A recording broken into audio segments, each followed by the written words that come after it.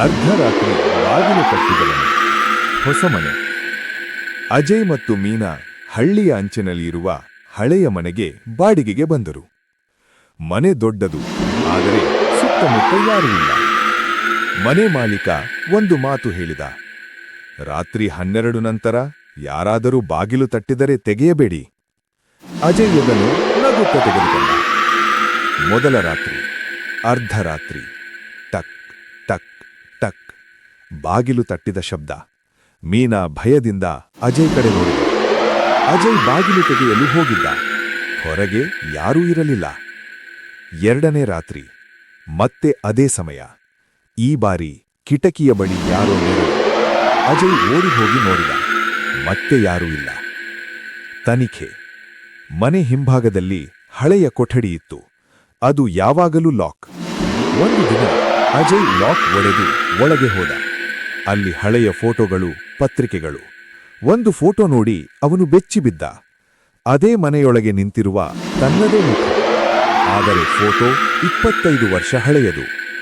ಸತ್ಯ ಬಹಿರಂಗ.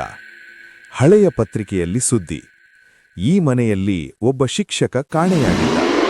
ಆ ಶಿಕ್ಷಕನ ಮುಖ ಅಜಯ್ ಹಾಗೆ. ಭಯಾನಕ ರಾತ್ರಿ. ಮೂರನೇ ರಾತ್ರಿ.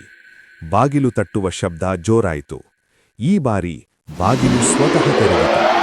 ಹೊರಗೆ ಒಬ್ಬ ಮನುಷ್ಯ ನಿಂತಿದ್ದ. ಅವನ ಮುಖ ಅಜಯ್ ಹಾಗೆ. ಅವನು ಹೇಳಿದ: ಇದು ನನ್ನ ಮನೆ, ನೀನು ಯಾರು? ಟ್ವಿಸ್ಟ್. ಅಜಯ್ ಅಚ್ಚರಿಯಿಂದ ಹಳೆಯ ಫೋಟೋ ನೆನಪಿಸಿಕೊಂಡ.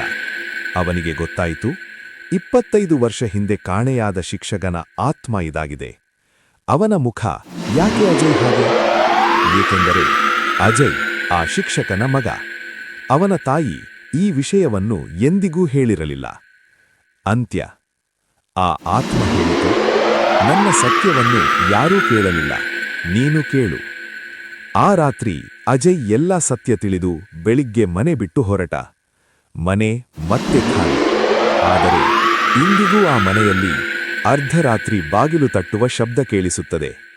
ನೀತಿ ಅಥವಾ ಸಂದೇಶ. ಸತ್ಯವನ್ನು ಮರೆಮಾಚಿದರೆ ಅದು ಒಂದು ದಿನ ಭಯವಾಗಿ ಎದುರು ಬರುತ್ತದೆ.